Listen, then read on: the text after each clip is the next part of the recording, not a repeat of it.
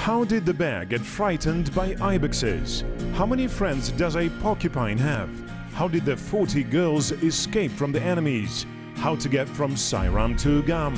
Why the mountain system of Western Tian was included in the UNESCO World Heritage List? Along what trails does the snow leopard go? Our permanent TV expedition Outdoor KZ will try to answer these and some other questions. The nature of Kazakhstan is rich and diverse. Mountains, steppes, deserts and forests for centuries were the best friends for those who loved and understood their native land. They gave people food, shelter and asylum from the enemies. Over time, our way of life has changed, but nature still generously shares its wealth with us. Today, landscapes and biological diversity attract tourists and fans of active recreation to Kazakhstan. Together with a permanent Outdoor Kazakhstan TV expedition, you will visit the most beautiful natural, historical and cultural tourist locations in Kazakhstan and see how experienced travelers cope with the difficulties of nomadic life.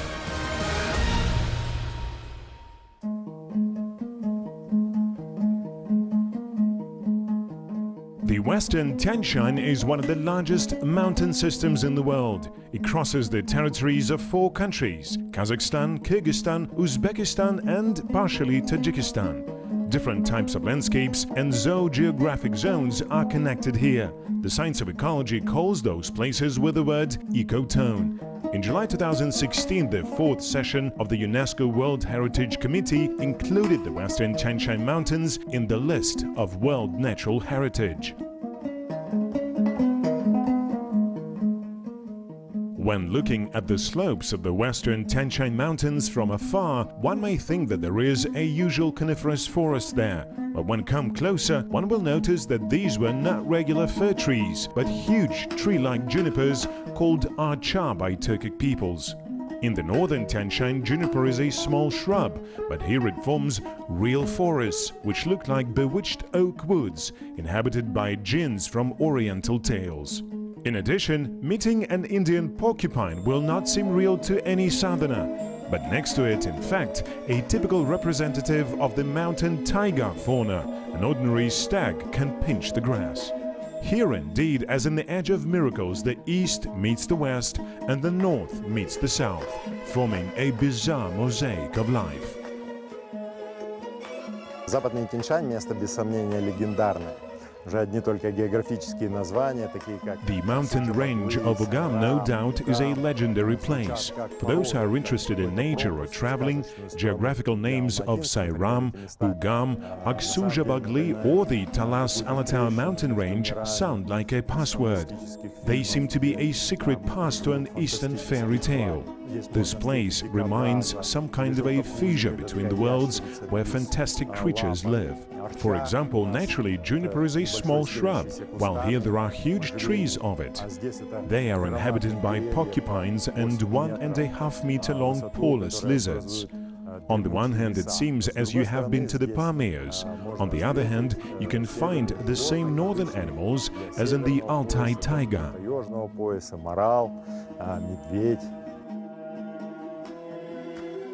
The latest research has shown that the Western Tian is the birthplace of many kinds of fruit trees, and the famous Dutch tulips were deducted from the water lily tulip, which was brought to Europe by Dutch merchants in the early 16th century. This unique biological and landscape diversity is protected by employees of the Sairam-Ugham Natural Park and the Aksu-Jabagli Nature Reserve. If nature reserves are usually created in order to protect individual reference areas of wild nature from human exposure, national parks, on the contrary, are called upon to create conditions for gentle human communication with wildlife. Sayram-Ugham мемлекеттік ұлттық табиғи паркының тағы бір филиалы бұл Төле би филиалы. Төле би филиалының жер көлемі. There are 3 branches of the Sairam-Ugham State National Natural Park, and the Joly branch is one of them. Its total area is about 45,000 hectares. The animal world of this park is diverse. Many rare animals living here are listed in the Red Book. These are the snow leopard and the Turkestan lynx. For today, the park is engaged in their protection and preservation, as well as in the study and restoration of the biological diversity of the flora. In addition to previously planted plants, additional units of seedlings are being planted here. Now we can say that the nature of this amazing land is under our protection.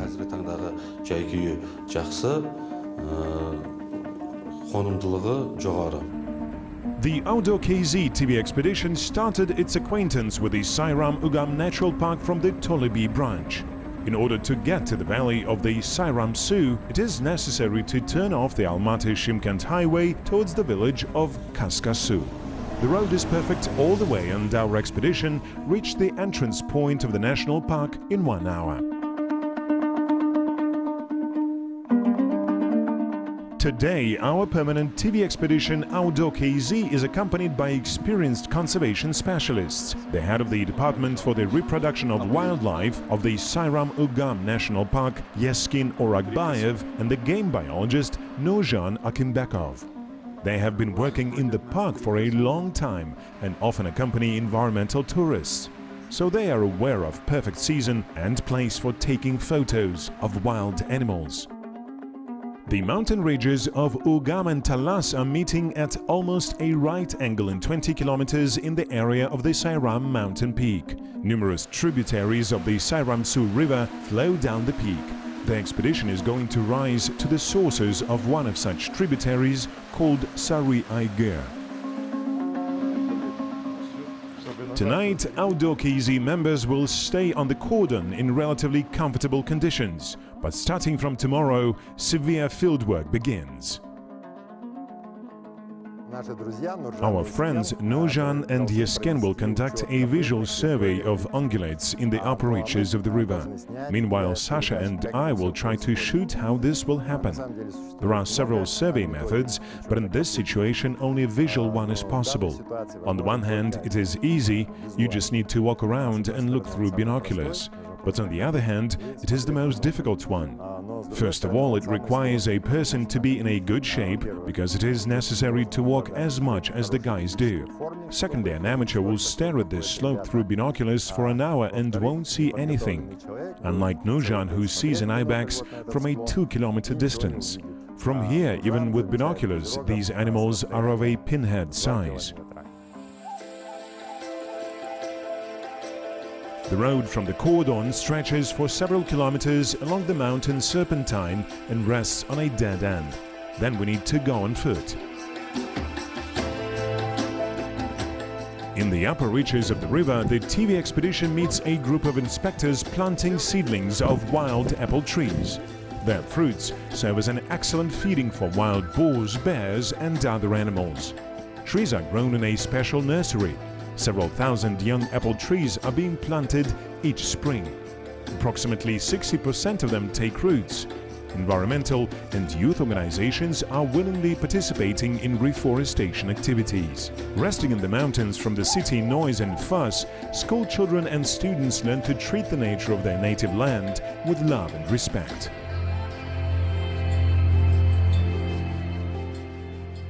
First thing in any expedition is to make an exploration. Choose a convenient place for the camp and an advantageous position for watching the animals. The survey group goes up the gorge of Sayramsu. Every 100 meters, the guys stop and carefully scan the slopes with their binoculars. In the afternoon, the animals are usually inactive, lying in the shade, hidden in the folds of the rocks.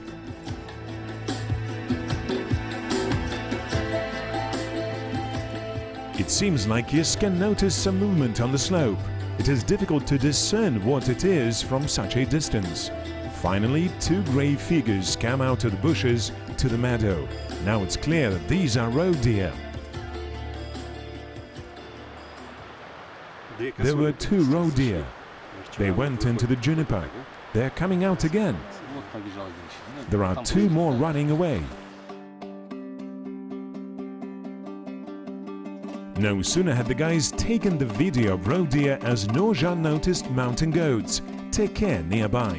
A roe deer and an ibex are neighbors. They live next to each other, but figuratively speaking on different floors. Sometimes it happens that a roe deer goes up a floor above and an ibex goes down. then they can be seen on one landing. Roe deer usually keep in the lower and middle mountain belt, and ibexes live in the upper belt of the forest and the alpine zone.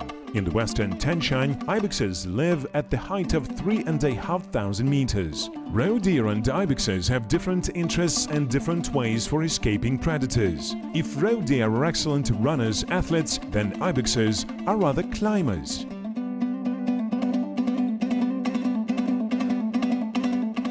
There are 3 roe deer and 2 ibexes opposite to us. Now we will show them to you.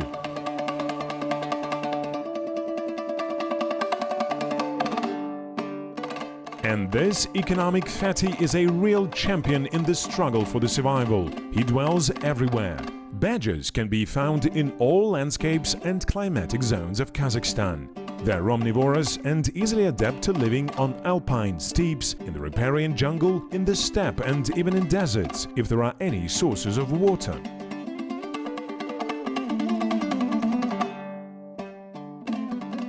While the guys are watching ibexes, someone small and nibble is watching them.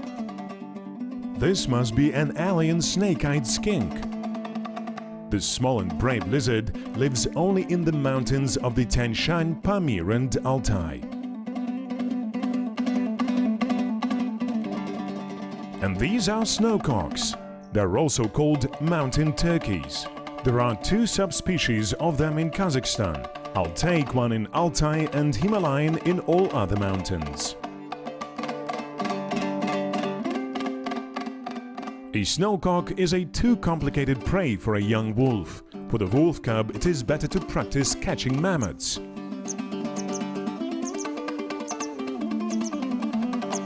It turns out that hunting for mammoths is not much easier. While a family is feeding, one stays on guard, and if a predator appears, the watcher immediately warns of a danger with a loud whistle.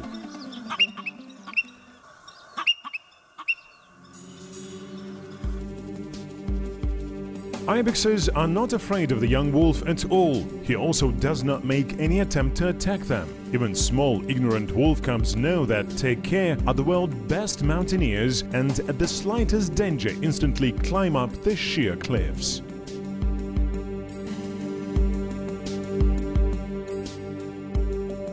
Wildlife is full of danger. The enemy can sneak not only from the ground, but also from the air. Ibexes are worried, but this time it is a false alarm. They cannot be afraid of snowy vulture Kumai. He is a scavenger.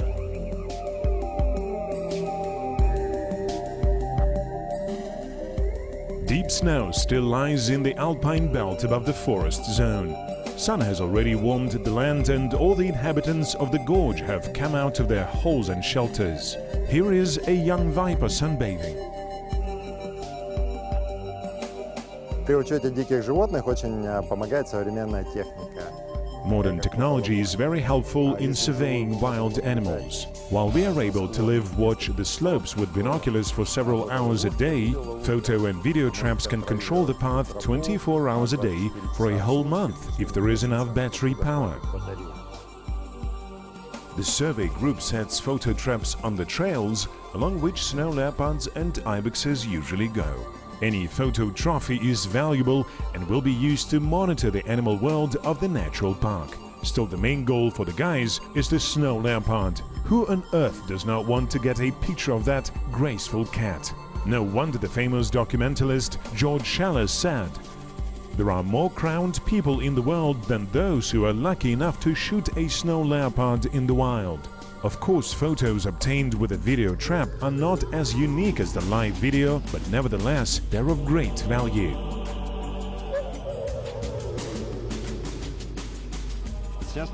For now, a new type of tourism in national parks is developing. Tourists come and install photo traps on rare animals, and they are very happy if they manage to capture a rare animal and get a picture. Different communities and some kinds of interest clubs are being created in social networks, and people compete whose pictures are better. And this is the best advertising for the natural park to attract tourists. Для национального парка это создает условия для привлечения туристов. Snow leopards usually move along the same paths. They walk around their hunting area on average once in 10 days. No traces of these rare animals are left on this stony ground, but Nurjan and Yesken, who have been tracking their wards in the area for several years, even in summer know where the tracks of snow leopard could be. The traps are installed. It will be necessary to check them in a few days, and now it is time to set a camp. It is impossible to forget about small everyday conveniences, even on trips. After all, a well-established household is the basis for the success of any expedition. И вот мы наконец попали в царство горных козлов. Now we finally reached the world of mountain goats. Both on the right and on the left we see small herds of teke. For the morning we have counted in total 60 of them. From one point of view, this is a very good indicator. In winter, the guys from the national park have been putting photo traps on this trail and managed to take a picture of a snow leopard, so we also have a chance.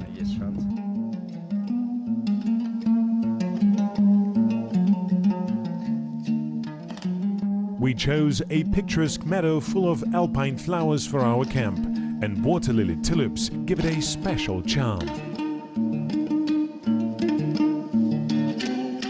Cooking is a creative process, and there is always a place for culinary deeds, even in expeditionary conditions. In the morning, the survey group continues investigating the upper reaches of the gorge. Individual groups of ibexes go slowly along the southern slope. It is impossible to get closer to them. The guys are moving up the gorge, hoping to find a more favorable camera angle. Suddenly, Nurjan notices a bear on the slope. The animal stands on a rock, watching for ibexes. Out of bushes, a small fluffy lump immediately rolls out. It's a bear cub. It turns out that this is a female calf pair. They begin to slowly go down the rock and approach the herd of ibexes. The female bear and the cub stop at the top of a small hill. Taking a convenient place for watching ibexes, she decides to rest, and the bear cub is full of energy. He wants to play. Мы наблюдали поразительную сценку, а вот на этом склоне. We just saw a completely amazing scene. Here on this slope, a herd of mountain goats, teke, is grazing. And from the top of the cliff, the bear with the cub were approaching this herd. She got closer 100 meters and laid down. And we were waiting for the hunt for ibexes to begin. But she continued to lie on this hill, while ibexes were slowly approaching her themselves. And when they had already come closer at about 30 meters, the bear got frightened and ran up the rock with her cub. It turns out that the ibexes can also frighten a bear.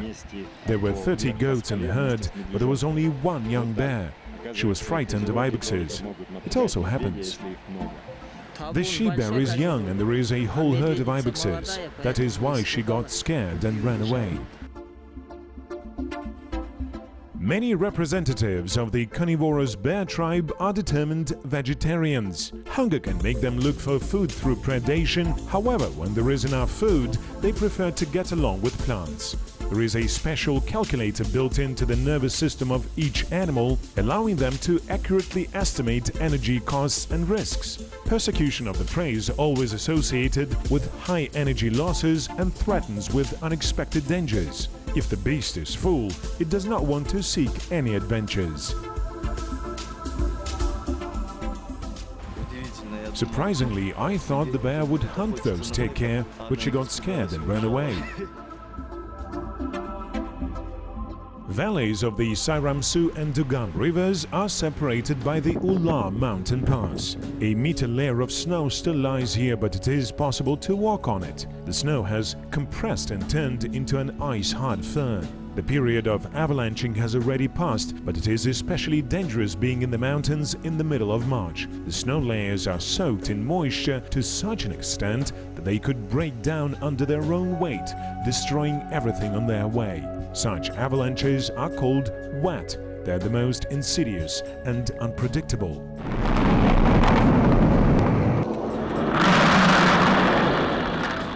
Usually, animals instinctively feel an avalanche danger, but sometimes they fail to do so and also perish in avalanches.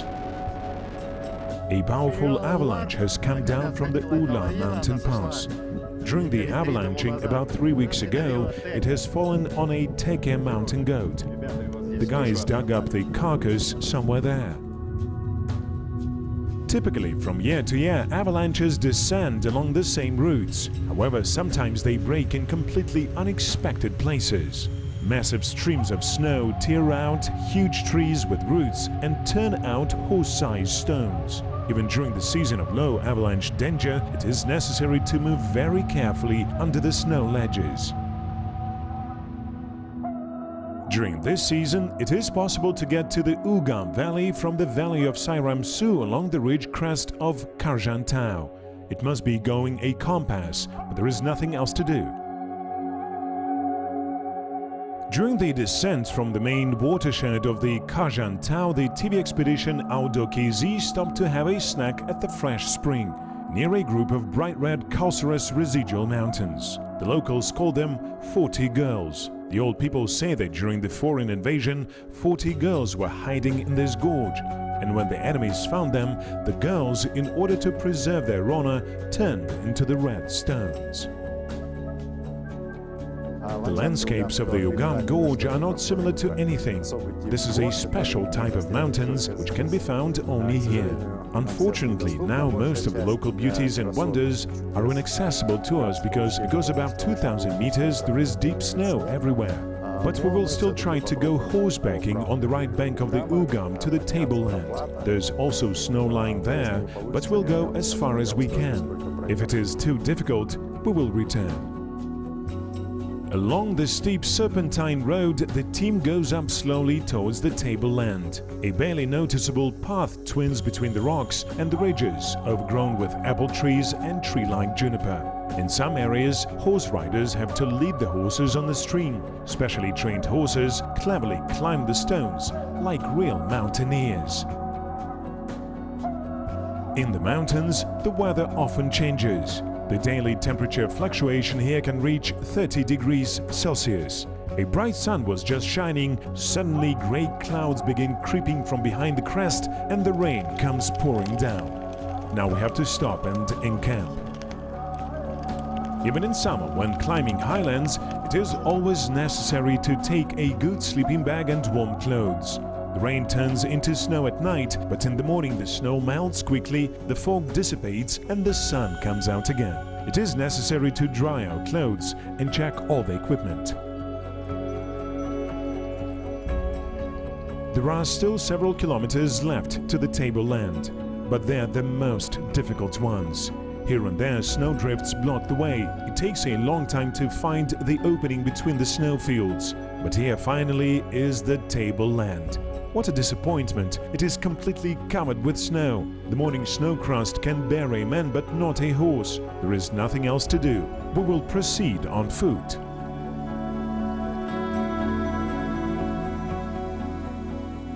It seems like the guys have a fellow traveler. The scarab beetle is hurrying somewhere along the snowy field.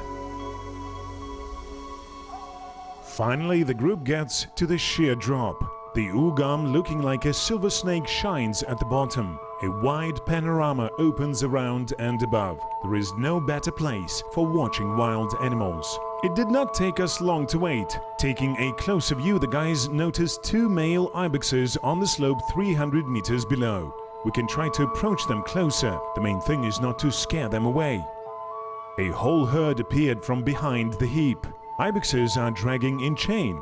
A young goat goes first, and a huge male with massive round horns takes an honorable second position. The survey group carefully records not only the number of animals, but also the sex and age of each species and their location in the line. This data is needed by the scientific department of the natural park to determine the sex and age structure of the whole goat population.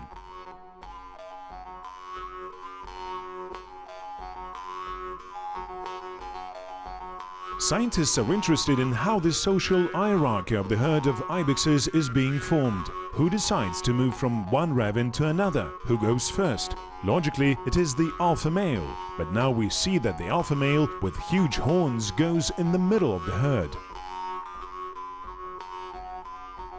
Много раз приходилось наблюдать за стадом козерогов. I used to watch a herd of ibexes for many times.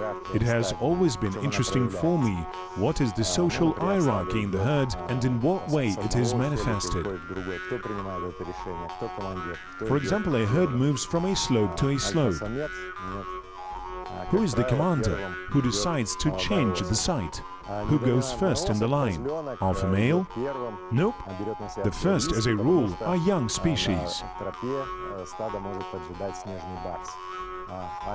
The goatlet goes first because a snow leopard in ambush may wait a herd on the trail. The big take-care goat is not a big fan of risk. That's why he managed to live to such an authoritative age. This sounds cynical for us, but for the population of ibexes, the alpha gene of a male is more valuable than that of a young kid. The goatlet may not stay alive till spring, so they let him go first. Nature is a great accountant. All the time it counts on an ultra-precise calculator what is advantageous for the preservation of the population and what is not. Even such a trifle of who is the first to go in the line is not an accident. It is an instinct built into the DNA by the millennia of natural selection. For example, would our ibex be a gentleman and would not hide behind the youth, he'd be eaten by snow leopards with all his gentleman genes. And a goat that walks in the safe middle will surely leave its genes, and they will be fixed in hundreds of generations. The smallest behavioral trait, increasing the chances of its conservation in generations, will self-reproduce in a geometric progression, unlike the decreasing one, which will disappear after a few generations. Редуцироваться и через несколько поколений исчезнет. The TV expedition has been in the Sairam-Ugham National Park for a week only, but it seems like eternity. We happen to see so many interesting and insightful things. It's time for our KZ to say goodbye to its new friends, but we need to check the traps before leaving.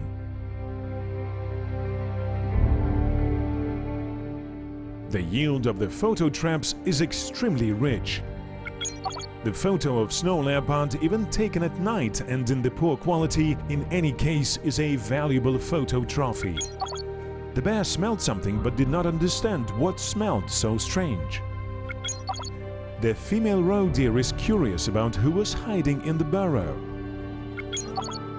The fox, furtively looking back, went to the neighboring coop. And here is the owner of the burrow. This fatty, marked by all family virtues, is a badger with his inquisitive wife. It seemed that nothing could disturb the lovely family idyll, but suddenly someone scary and prickly tries to penetrate into someone else's house. It's a porcupine. What's going to happen next? But nothing special actually happened. The porcupine, trying not to wake up his neighbors, quietly went to his room in the communal apartment, curled up and fell asleep. Но то, что пара барсуков и дикобраз живут в одной норе, The fact that badgers and porcupines peacefully coexist in one hole is actually very interesting. But the science that studies animal behavior, called ethology, explains it. If another badger invades the other badger's area, there would be a deadly battle. But it does not perceive an animal of a different kind as a food and sexual competitor. Maybe it's even safer for them to live next door. The porcupine has his own burrow, so they do not interfere with each other. At the end of the expedition, all the members of the survey group summarized their notes in the diaries in order to calculate how many large wild animals they have met in the Sairam-Ugham Natural Park during this week. It turned out that there were more than 200 of animals. This is a very good indicator. It's a little sad for us to leave this wonderful place and say goodbye to our new friends, but the permanent outdoor Kazakhstan TV expedition is waiting for new, no less interesting natural, cultural and historical objects.